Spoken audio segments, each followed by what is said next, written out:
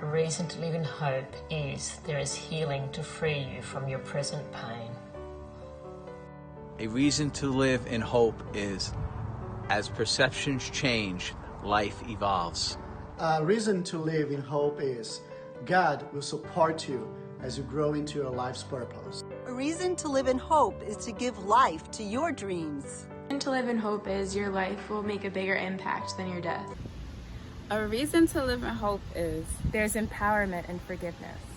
A reason to live in hope is your life absolutely changes the course of the world. A reason to live in hope is there is beauty in the world just waiting for you to discover it. A reason to live in hope is that problems are not permanent.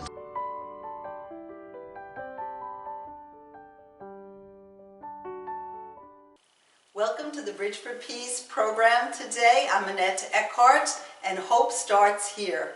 You've got 13 plus reasons to live in hope, all because of Jesus Christ, our Bridge for Peace. And I am so delighted today to interview my guest, Claudia Gomez. Welcome, Claudia. Thank you. Claudia is just a woman that stole my heart, I'll tell you, when I met her, and she's so dynamic, just loves the Lord, just so articulate and inspirational. Thank you. And you've been with us in Bridge for Peace now for A couple of months. I think I started in the summertime. summertime. So yeah, coming up to a year already. So, Yeah, and by it's quick. been great having you on team. Thank you. And I know also, Claudia, a lot of your heart, having young children yourself, a lot of your heart is in that direction. And we've been talking a little bit about people want to connect with you and how that plays itself out, especially through social media.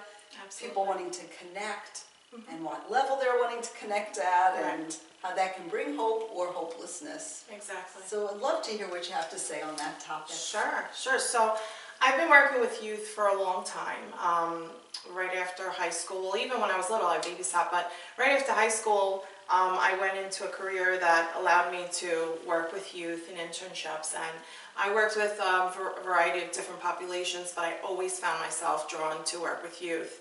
And that led me into a career where I ended up working with the arts, which is what I studied, alongside a lot of youth. So I've always been passionate about working with them, talking with them, and actually listening to them, because it's important that we listen to our youth and what they have to say. Yes. And coming up with different ways to help them express the feelings that they're feeling. So I worked a lot in the theater and theater arts and doing artwork with them. Definitely a great way for them to express themselves. So little by little, as I was in my last position at a non-for-profit that worked doing enrichment arts with children, this internet explosion happened, and with social media. So I was kind of the one that pushed that, because the kids would talk to me about it. Hey, you guys have a MySpace? Do you guys have a Facebook? Back then, MySpace was the thing.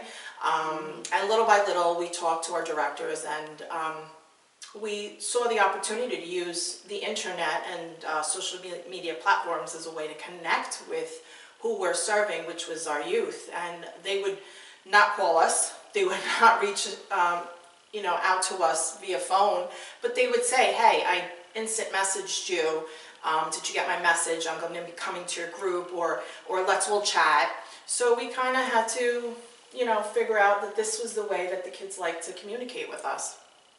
So little by little, we opened up different platforms of social media for our not-for-profit, and figured out that that was a great way to get the word out on our groups and flyers and posts, and kids will interact with us that way. And little by little, I think, as we all know, social media has definitely evolved into something where it's extremely powerful. It's a way for not only the young people to connect, but different groups like Bridge for Peace to get the word out there on what their mission is. A lot of companies use it for marketing and tools. And so I think there's definitely a responsibility that comes along with using something like social media platforms.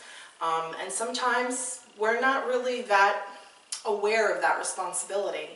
I think often we don't realize that on the other side of that computer or that telephone are people with feelings and people who are vulnerable and people who want to listen to your message.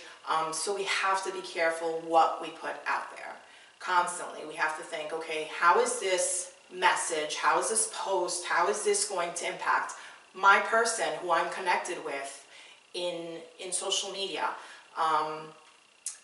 There definitely has been a lot of, I guess, awareness coming about with postings and just social media and the internet lately. I know there was the whole thing with the challenges happening, and one of the challenges was the Momo challenge, where somebody was using a image of a sculpture which really wasn't intended for maliciousness, but somebody grabbed it and thought it would be a funny hoax or a funny joke or a gag to take little pieces of this image and splice it into children's programs. I have a child around the same age where, you know, she would be watching things like Peppa Pig, and that's like scary. Peppa Pig, it's a cartoon. It's a cartoon meant for little children. So the intention was to let this video of this cartoon play and just splice it in there. And the message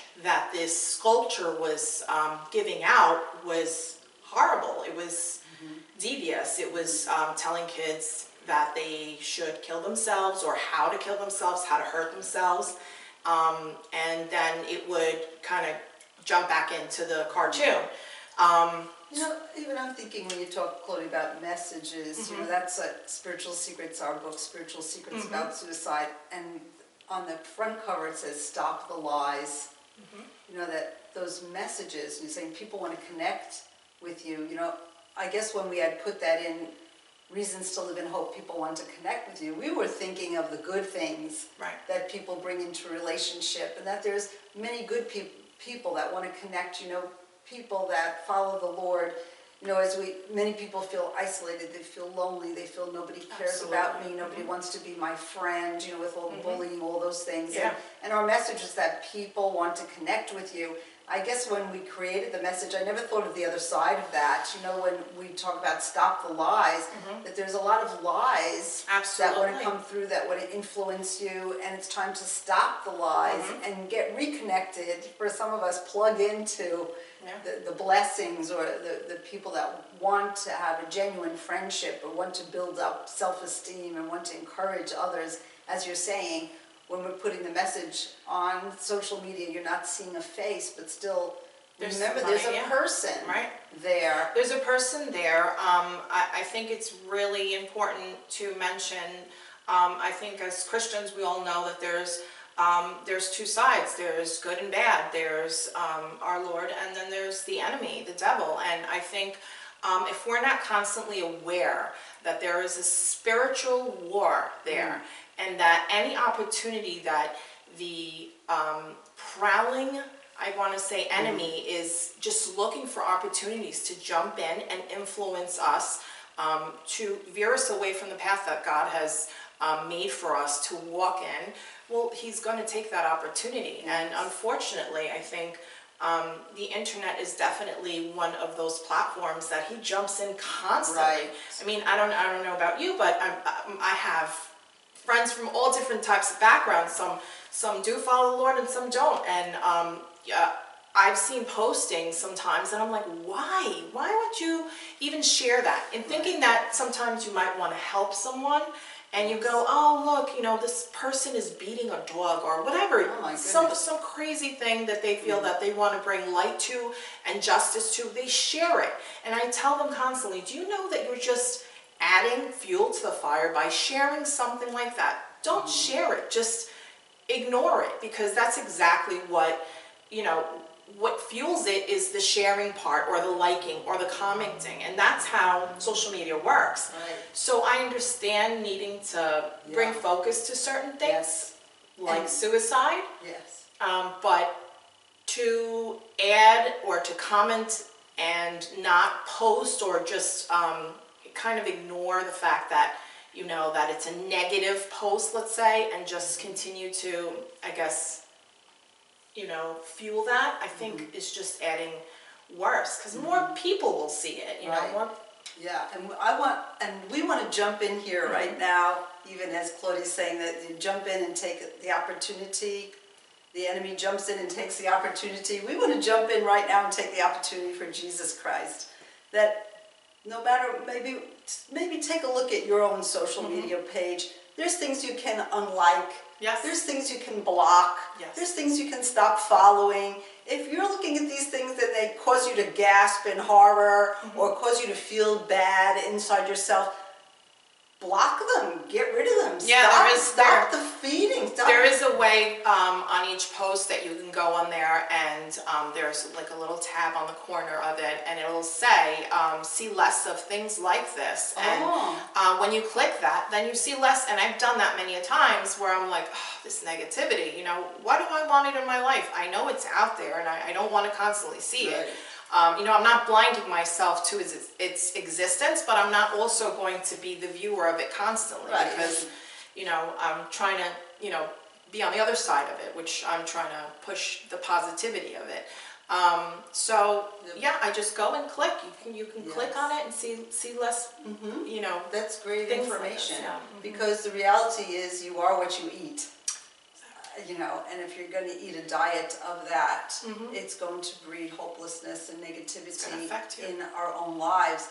And I was thinking when you said that you can say see less of this, but also if you get connected with Facebook pages like Bridge for Peace and other pages like that, they'll start to suggest more of that. Right? Yes, they will. It'll start to be suggested to you, so you don't have to even go looking. It'll looking come for to you, right. which is really great. No, it is. You know? It's really great. So we want to really, thanks for sharing that information, Claudia. We want to really encourage you to take a little scroll through. If you're seeing things that are disturbing to you in any way, stop.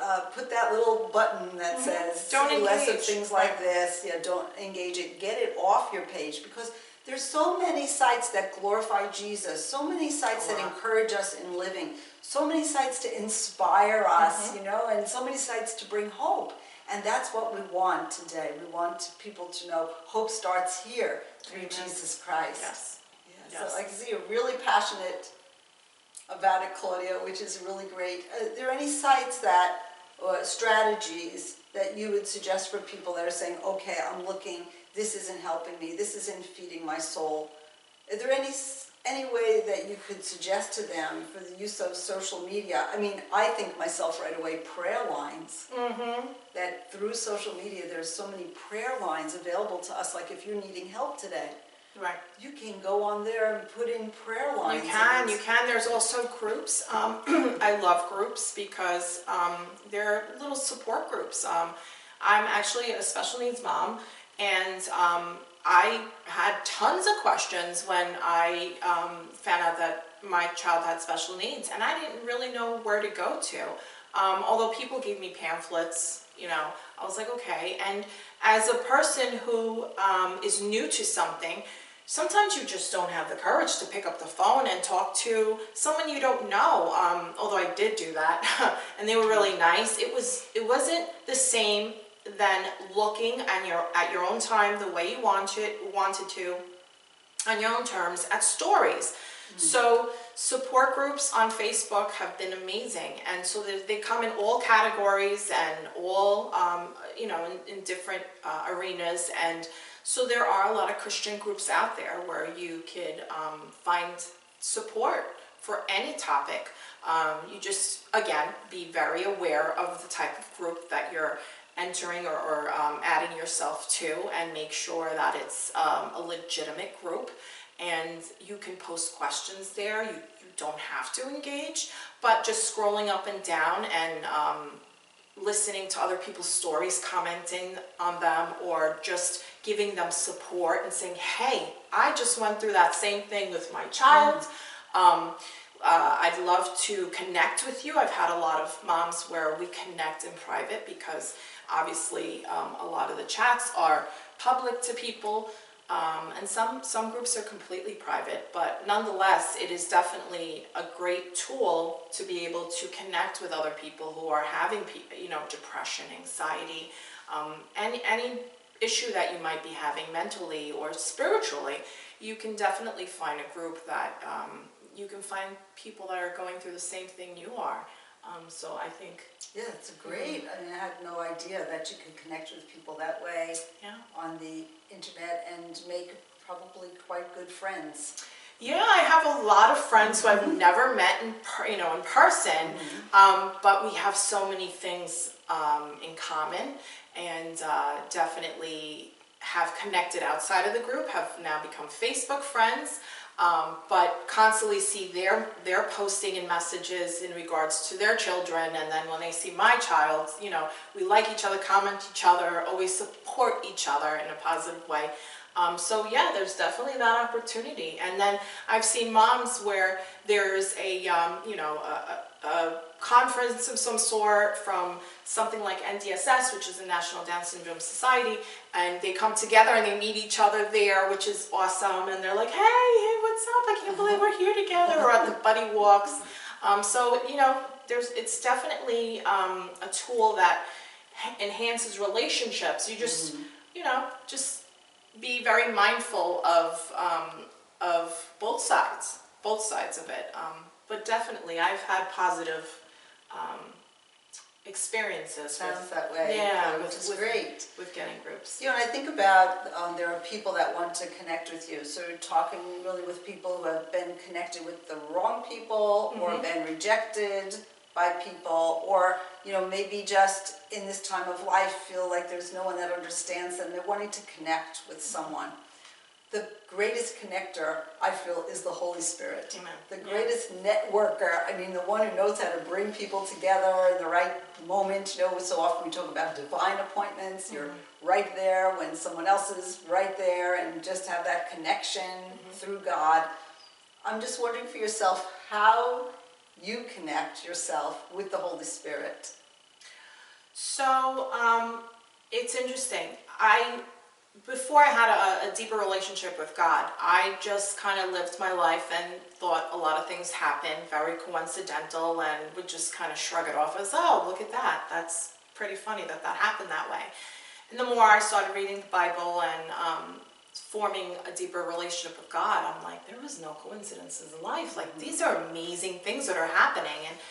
And there's been a lot of times where I felt as a person I was in a situation because of work or whatever it is, and I was there purposely working, and things would evolve into, wow, okay, I'm not supposed to be here today writing a grant, or writing, you know, getting together a campaign for social media and publicizing, or putting a flyer together today. And it's been as simple as a coworker coming to me and talking to me about an issue, and I've completely put that project on the side. And mind you, I have a routine where I pray on the way to work, driving. And so that's my intimate time with God, and I talk to him, and I ask him, you know, my petitions, and I pray, and I say everything, and I ask him, you know, to use me in the way that he thinks he can use me today. And I always, of course, focus on my skills. So I'm like, okay, my skill set, I'm going to write a grant, or you know, do social media. And there's been times where I've been blown away, and yeah, I know it's the Holy Spirit, because words come out of my mouth that I had no idea. I'm like, where did that come from?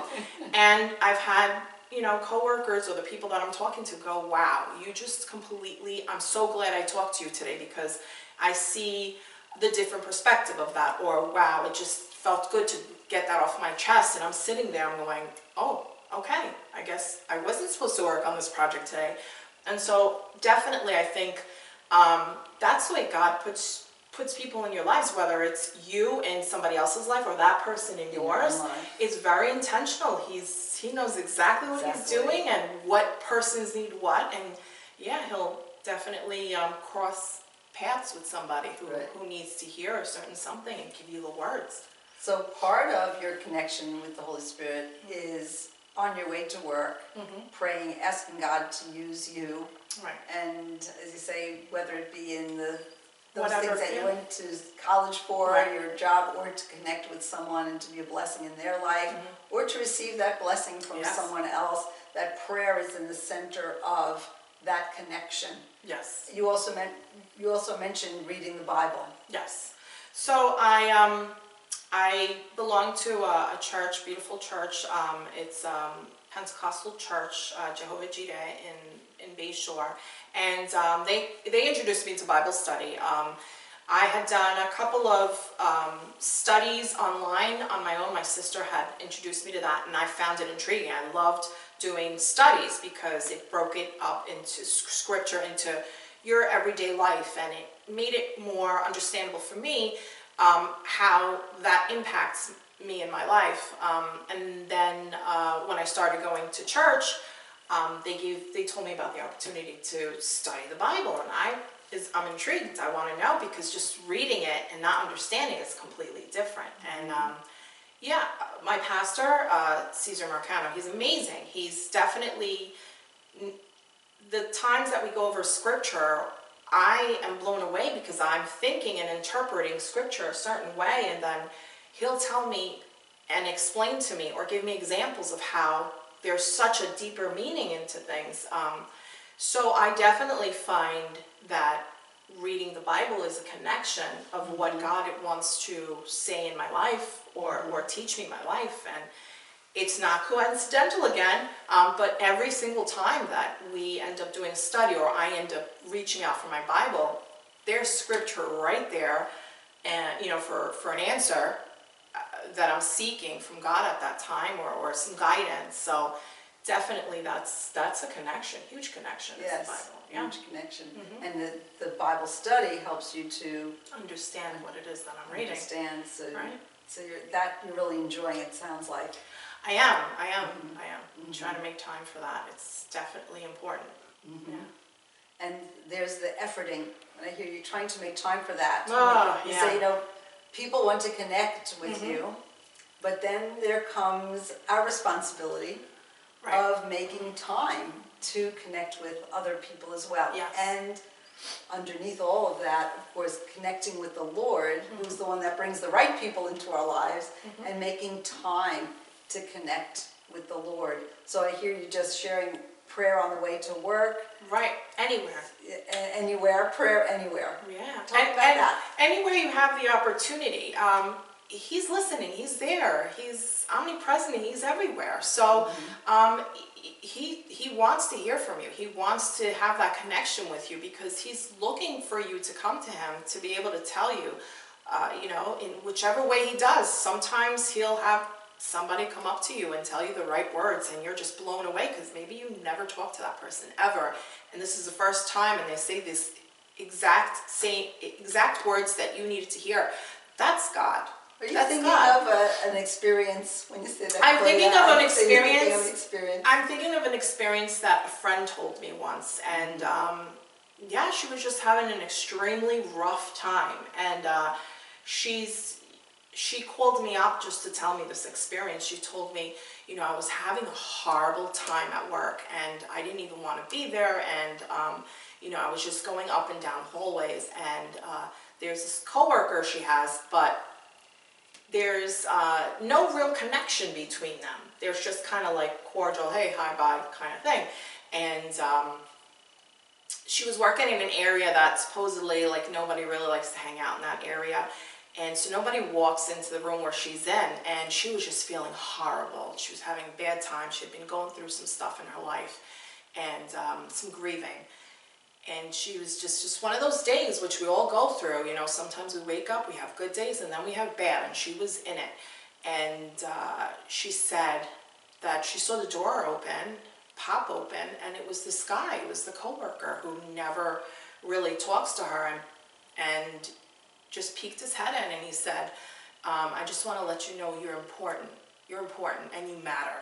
And she was like, what?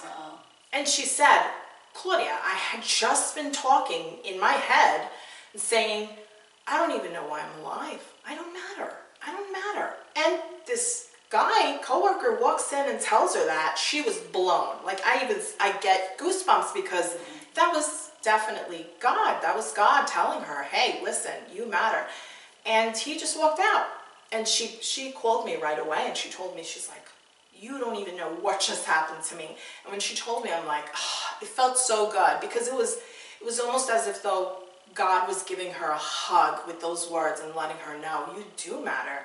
And if it takes me using this person who you would have normally not spoken to, I'm going to use this person and let you know you do matter.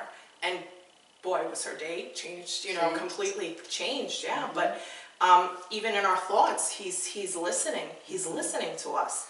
So, and it sounds like her sharing that with you had a big impact on you also. Absolutely, it definitely does. It just confirms that he's listening and he's there when we need him.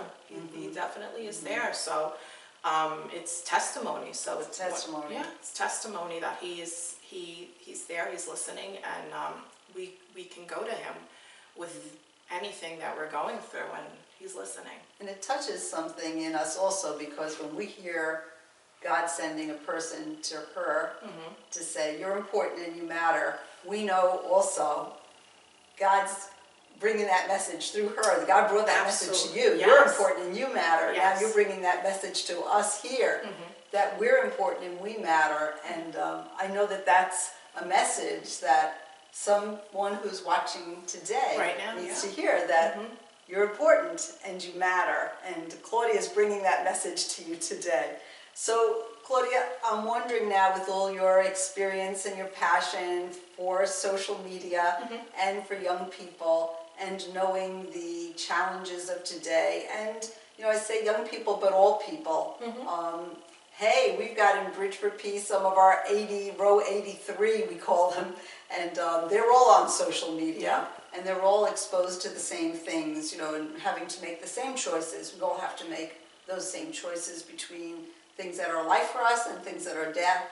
I'm just wondering if you would pray. There's someone that needs to hear from you today, someone who needs to hear that they're important and that they matter, and what they choose matters, and there are lies. I loved how you shared that there's the Satan prowling around looking for where he can jump in, looking for every opportunity to feed lies and to bring death. We'd like to hear from you a prayer of hope for those that are listening today who maybe have been affected through some of the things that you spoke about. Would you please pray for those listening? Thank you. Yes. Lord Jesus, please be there everywhere, in people's minds, in people's hearts, on the internet, social media, every platform, that people are looking for guidance for you, Lord Jesus. Guide them, let them know you're here, you're listening to every single word, any desperation, any petition, that you're listening to them, and you're providing that comfort and the guidance that they need to be able to step out of the hole that they feel that they might be falling into. Reach out to them, lift them up, and lift them out of that hole and into the light, and let them know that there is a future for them, that there is a better day coming tomorrow, in an hour, in a minute, that you're going to lift them out of that depression, out of the anxiety that they might be experiencing, that illness will be completely demolished from their bodies, and they will be made whole and new again, that there is a better tomorrow coming, and that they will be healed completely. Please be there with them and let them know, and let them feel comforted and lifted up by your Spirit, so that they too can be a walking testimony of your love and your presence in their life. In Jesus' name we pray, amen. In Jesus' name, and we want to connect with you. We're Bridge for Peace, 631-730-3982, bridgeforpeace.org. Hope starts here. Thanks, Claudia. Thank you. A reason to live in hope is because you are lovable.